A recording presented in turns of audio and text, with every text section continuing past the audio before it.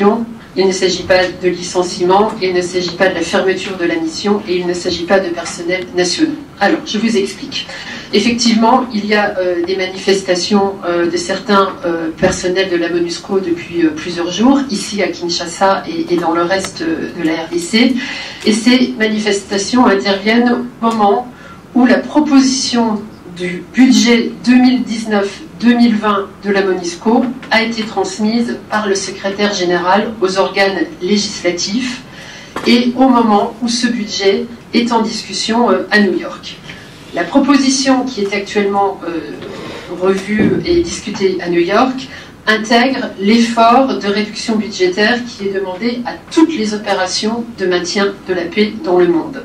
Et en conséquence, la mission se prépare à une diminution de ses ressources et à l'abolition de ses postes dès le 1er juillet.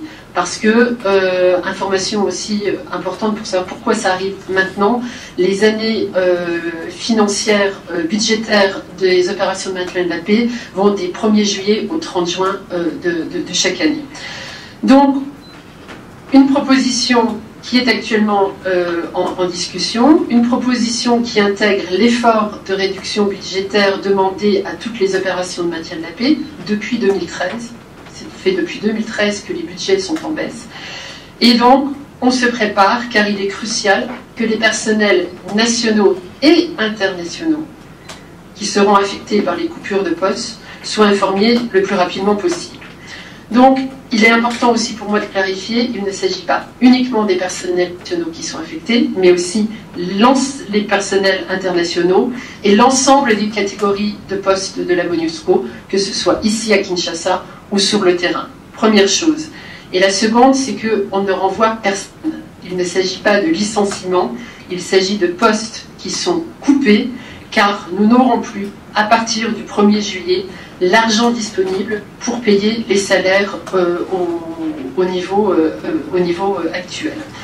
Alors, au total, ce sont 764 postes qui sont coupés, parmi lesquels 522 sont occupés par des personnels congolais. Le pourcentage des postes nationaux concernés représente 24%, contre 19% des postes internationaux concernés. Donc vous voyez, tout le monde est affecté. Et pourquoi cette différence entre 24 et 19%?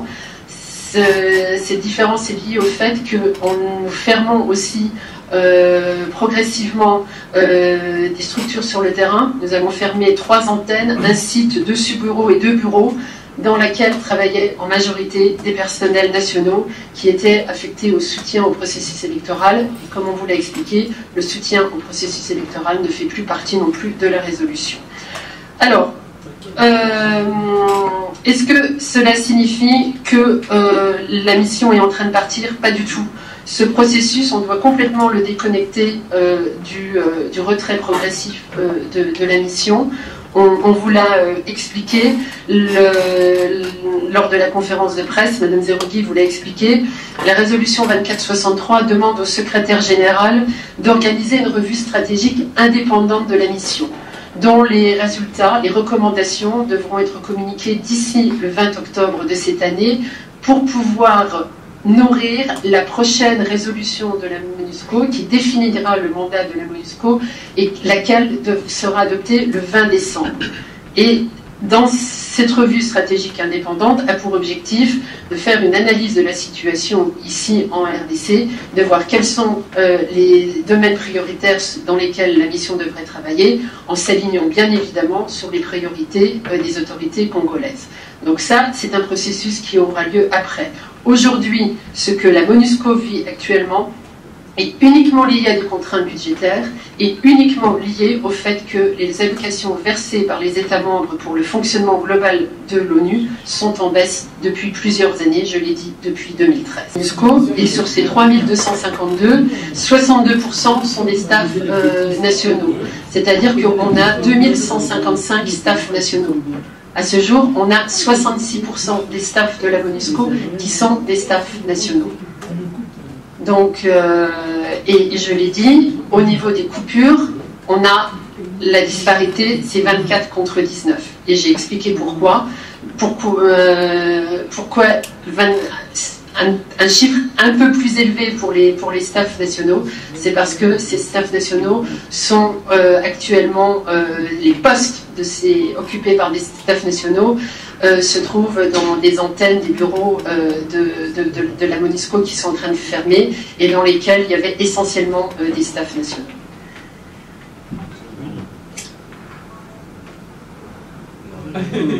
On continue sur...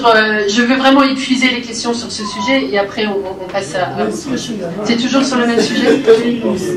Au lieu de couper les postes, les staffs nationaux demandent à ce que vous puissiez réduire vos dépenses pour qu'il n'y ait pas beaucoup de gens qui n'auront pas du travail. La réduction, la suppression des postes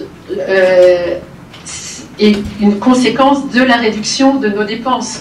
On ne peut pas mener des activités si on n'a pas de personnel pour mener les activités. Tout est lié. On réduit au départ quand le budget est fait, ce ne sont pas les postes qui sont visés, c'est un budget global et on voit quelles doivent être les priorités.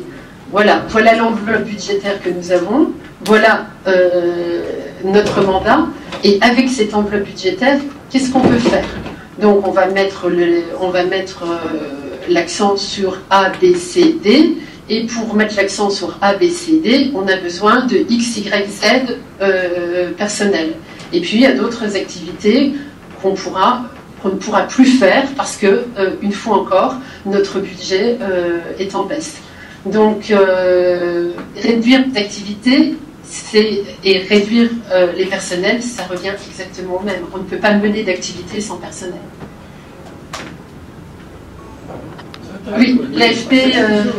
Juste, vous disiez que les personnels qui étaient affectés au processus électoral sont essentiellement concernés. Est-ce que les journalistes de Radio Okapi sont aussi concernés par cette première vague? Il ne s'agit pas d'une première vague de départ. Depuis 2013, tous les ans, il y a des suppressions, des coupures de postes à la MONUSCO. Depuis 2013, il y a des coupures de postes à la MONUSCO, il y a des coupures de postes dans toutes les opérations de maintien de la paix. Et je ne vais même pas aborder les missions qui ferment. Donc, et comme je l'ai dit tout à l'heure, toutes les catégories de personnel sont affectées et tous les services sont affectés, y compris la direction de l'information publique et de la communication stratégique dont dépend Radio Okapi. Goma, est-ce que vous avez des questions à ce sujet? On aimerait bien aussi vous entendre vos préoccupations à ce sujet. Goma. Oui, on est là, je suis Rosane Kalafulo de la radio Poly FM. En vous écoutant parler, madame, vous avez parlé des bureaux qui vont devoir fermer et les personnels qui vont partir. Est-ce que vous êtes en train de supprimer les postes pour les staff NATS parce que la RDC ne contribue pas grand-chose? Alors, pour revenir à votre première préoccupation qui concerne la manière avec laquelle ce processus est abordé. Ce processus est abordé en essayant de respecter la transparence, l'intégrité et la justice qui reviennent à tous. Ce sont vraiment les principes directeurs qui guident ce processus. C'est un processus douloureux, ce n'est pas de gaieté de cœur que nous sommes dans un processus d'abolition de postes, mais la réalité est là et une fois encore, nous ne pourrons plus nous permettre à partir du 1er juillet de financer une partie des postes actuels. Donc, c'est la raison pour laquelle toute la mission, à commencer par la représentante spéciale du secrétaire général, aborde ce processus dans un esprit d'ouverture et de dialogue. La représentante spéciale du secrétaire général a rencontré à plusieurs reprises les représentants des syndicats, notamment les représentants des syndicats nationaux. Et une fois encore, le fil conducteur de tout ce processus, pour nous tous, c'est qu'il soit conduit avec humanité et respect de la dignité de tous. Ce n'est pas une question des nationaux contre les internationaux, c'est une question d'une mission d'une mission qui travaille, on travaille tous ensemble, côte à côte, au quotidien, depuis maintenant 20 ans, et ça fait partie de la vie de notre mission, et donc c'est une épreuve que nous devons affronter ensemble.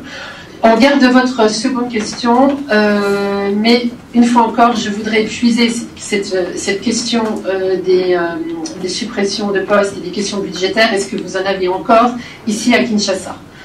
Oui, décidément, ça génère beaucoup, ça suscite beaucoup d'intérêt. Monsieur? Non, c'était celui... Oui, bon, les deux parleront. Allez, mais d'abord l'autre monsieur qui avait levé la main en premier, comme à l'école. On parle de ces problèmes ici que ce poste, on pense finalement aux indemnités de sortie qui devraient en principe allouer la MONUSCO à l'égard des amis. À ces sujets, que peut-on avoir comme réponse sur ce problème-là des indemnités de sortie pour nos amis? Alors, tous ces processus, évidemment, sont encadrés par des procédures qui n'ont pas été décidées par la MONUSCO. Ce sont des procédures et des instructions administratives qui nous viennent du siège des Nations Unies et qui sont appliquées à l'ensemble des opérations de maintien de la paix et non seulement à la MONUSCO. Donc, je peux vous assurer que chaque personne qui verra son poste coupé recevra les indemnités qui lui sont dues, après, selon le type de contrat des personnes, etc.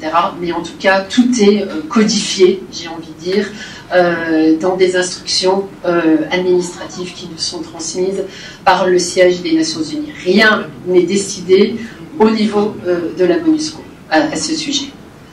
Alors, votre voisin. Pourquoi ne pas nationaliser les postes du personnel étranger au profit des nationaux? Parce que dans les missions onusiennes, nous savons que ce qui compte, c'est le staff étranger, avec tout ce qu'il y a comme installation et allocation. Mais on voit que c'est les staffs, disons, étrangers qui est priorité par rapport au staff national. Pourquoi ne pas nationaliser les postes du personnel étranger et les faire partir et puis grader, pourquoi pas, les nationaux, parce qu'ils coûtent moins cher que les étrangers? Alors, je vais répondre en deux temps, en rappelant qu'à ce jour, on a 66% de staff nationaux dans la mission et 34% de staff internationaux. Donc déjà, la majorité des postes de la MONUSCO à ce jour sont occupés par des staffs nationaux. Comment faire plus? Oui, c'est une préoccupation et nous savons que c'est souhaité et encouragé au niveau des opérations de maintien de la paix. La MONUSCO met aussi en œuvre cette politique et dans la proposition de budget 2019-2020 qui est actuellement en discussion à New York, il a été effectivement prévu de nationaliser des postes d'internationaux qui ont été coupés. Oui. Madame. Ministre de CCTV, le problème m'inquiète un peu. Je veux savoir d'où viennent ces problèmes de carence budgétaire. Parce que quand nous parlons de Nations Unies, les Nations Unies est une force. Est-ce que vous n'avez plus de bailleurs de fonds ou comment essayer un peu de répondre à cette question? Parce que ça me tique un peu. Alors, je vais effectivement essayer d'y répondre parce que c'est un problème qui me dépasse un petit peu et qui ne concerne pas uniquement la MONUSCO. Le budget de fonctionnement de l'ONU est en baisse depuis plusieurs années, car une fois encore, les pays contributeurs du budget de fonctionnement de l'ONU et du budget de fonctionnement des opérations de maintien de la paix diminuent l'argent qu'ils envoient aux Nations Unies.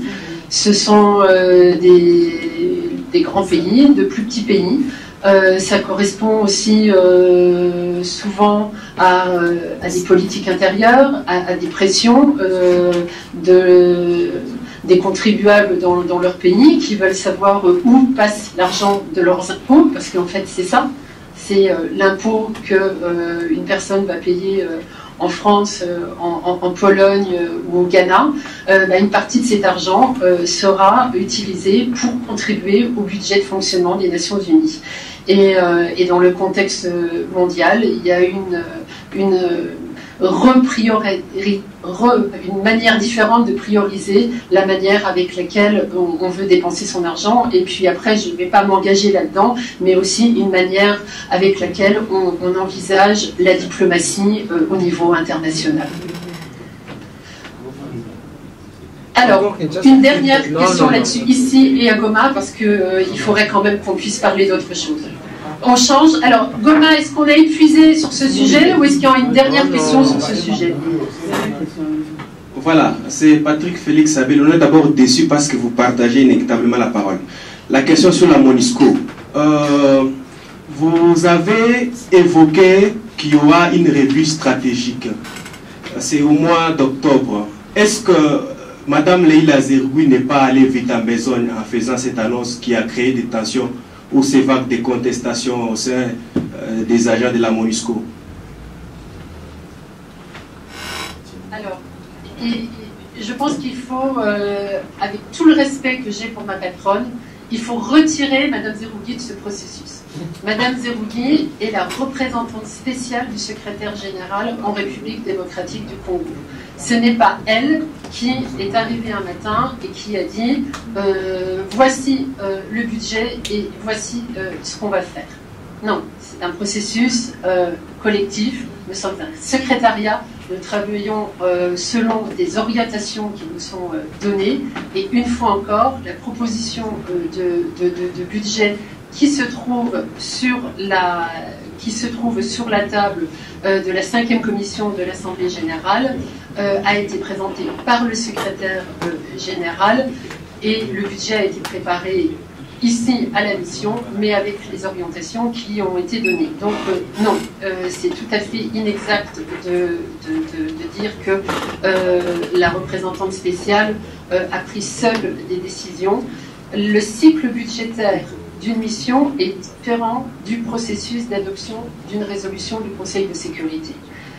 La résolution 2463, elle a été adoptée fin mars, et le budget qui est en cours de discussion, il sera adopté dans les prochaines semaines par la 5e commission, et il entrera en vigueur le 1er juillet. Donc, ce sont deux choses différentes, et donc la revue stratégique, elle, c'est pour fixer les orientations de la MONUSCO dans le prochain mandat pour le mois de décembre.